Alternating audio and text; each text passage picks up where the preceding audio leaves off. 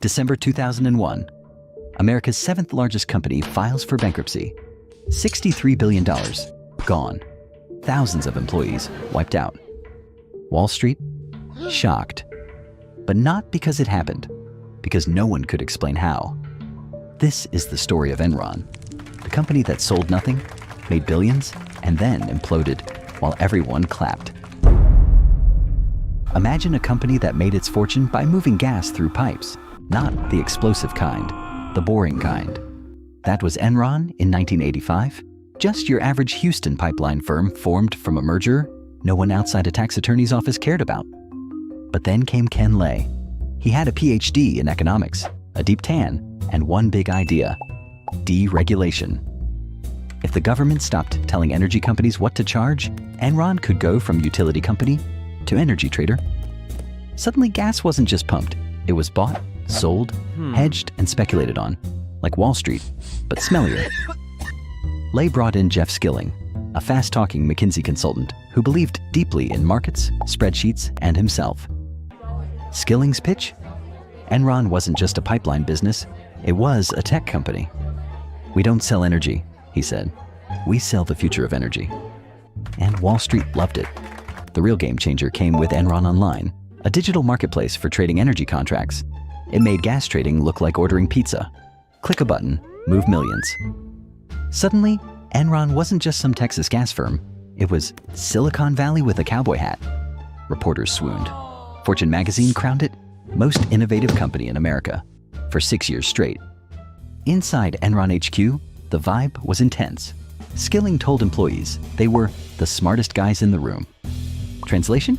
If you weren't performing, you were gone. Bonuses were big, backstabbing was casual, and every quarter was a battle to impress investors. You closed 5 deals, cut costs by $20 million, boosted quarterly revenue by double digits, and landed a contract that guarantees margins through 2009? Yes, sir, all ahead of schedule. Impressive.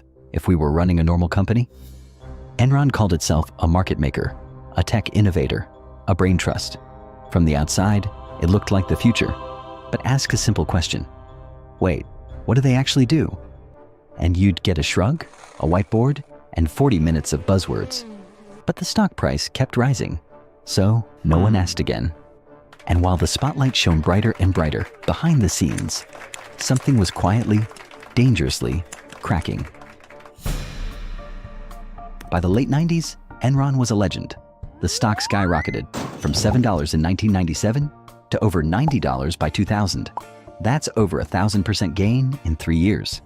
If you bought Enron instead of groceries, you were a genius. The media called it a miracle. Executives called it a party. But behind the champagne and slide decks, the math wasn't mathing. See, Enron had made big promises. Constant growth, big numbers, no bad quarters. But energy markets aren't TikTok. They don't go viral every week. So they changed the rules. Enter mark-to-market accounting, also known as we're counting chickens that haven't even hatched and may not even be chickens. Here's how it worked. Enron signs a 10-year energy contract. Instead of waiting for actual cash to roll in, they count all 10 years of projected profit immediately. Wait, can you do that? We are doing it. So on paper, it looked like Enron was a cash machine, but many of those deals were barely profitable. Some hadn't even started yet. Others were based on projections that made astrology look conservative. Internally, it was chaos. But as long as the image held, no one dared blink. And when the numbers didn't add up, enter Andy Fastow, Enron's chief financial officer. And his main job was, well, let's call it financial storytelling. He created dozens of outside entities, called special purpose entities, or SPEs. Technically separate from Enron, but in practice, totally controlled by it. Here's the scam. Enron would take its worst assets, deals that were failing, assets that were losing value, and sell them to these SPEs. On paper, it looked like Enron was offloading risk and bringing in cash. In reality, Enron was funding both sides of the deal. It was like selling your broken car to your dog, giving him your credit card to pay for it, and then telling your wife, "Look, honey, I made a sale." He had fun naming these entities like LJM1, LJM2, and Raptor. Because nothing says totally legit companies like randomly generated names. I'm not breaking the rules. I'm using them creatively. While Fasto juggled liabilities like flaming swords, Enron's top executives were cashing out. Millions in bonuses, stock options, villas, private jets, regular Enron employees, told to pour their retirement savings into Enron stock. Their 401k plan was basically Hail Enron.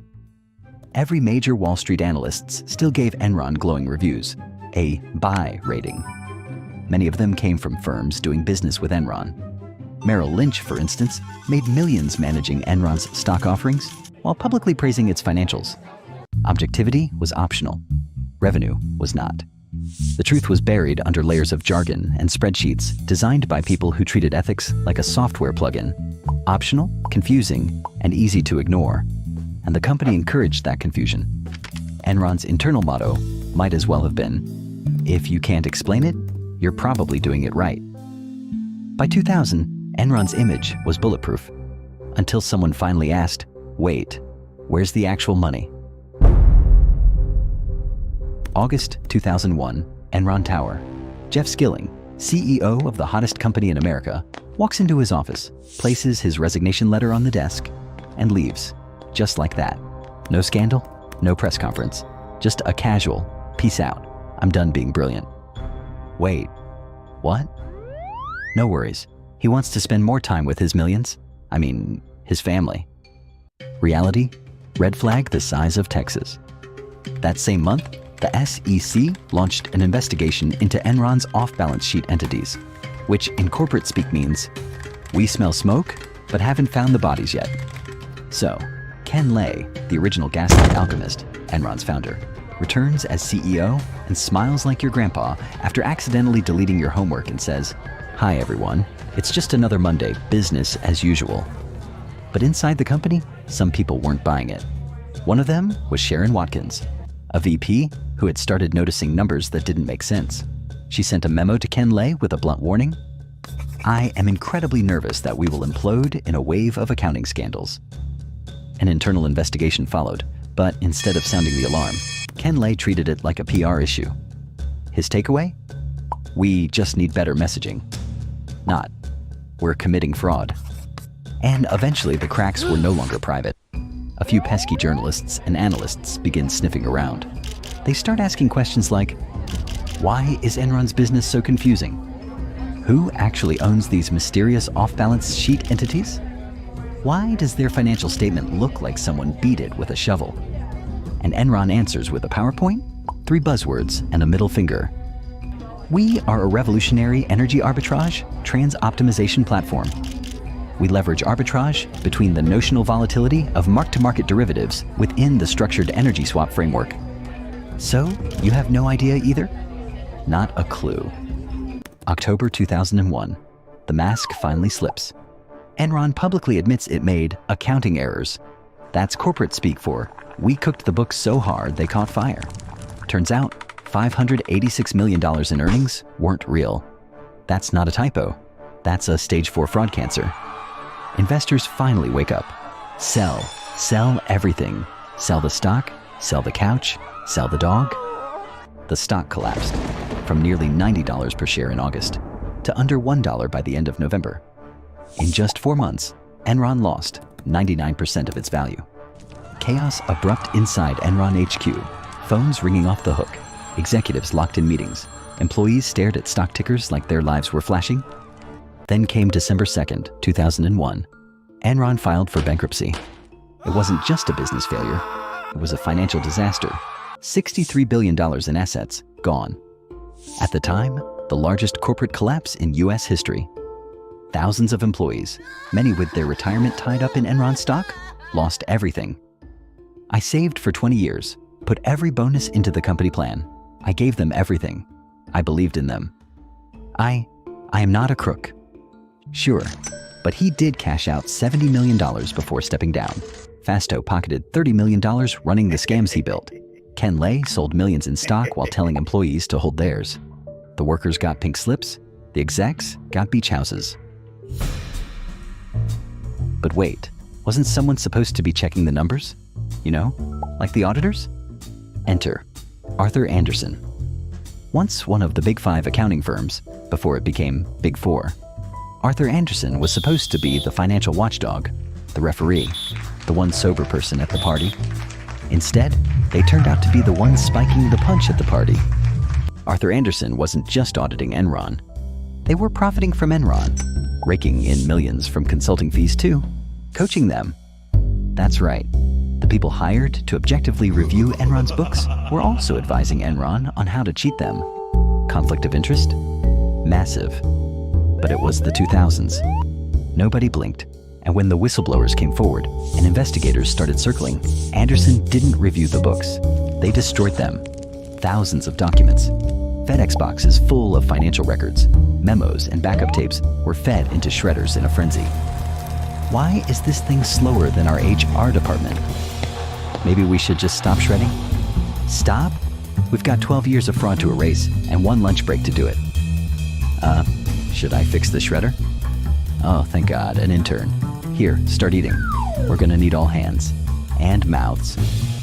The firm claimed it was just part of their retention policy. But prosecutors didn't buy it, so they were caught. Arthur Andersen was convicted of obstruction of justice. Their license to audit public companies was revoked. And just like that, 85,000 people lost their jobs. A firm that had existed for nearly a century collapsed overnight. Poof, gone. Not for committing the fraud, but for helping and hiding the trail. And they weren't alone. JP Morgan, Citigroup, Merrill Lynch, they helped fund Enron's off-books deals, structured the lies, took their fees, cashed their bonuses. None of them faced criminal charges, but they did get slapped with hefty fines. Thankfully, the executives didn't get off so easy. Skilling and Lay were charged in 2004. Skilling was sentenced to 24 years. Lay died of a heart attack before he could serve a single day. Fasto pled guilty and got 6. Congress scrambled to pass new laws. Sarbanes-Oxley, aka Please Don't Lie, the Act. CEOs had to sign off on the numbers. Auditors had to pretend to be honest. Too little, too late. But here's the twist.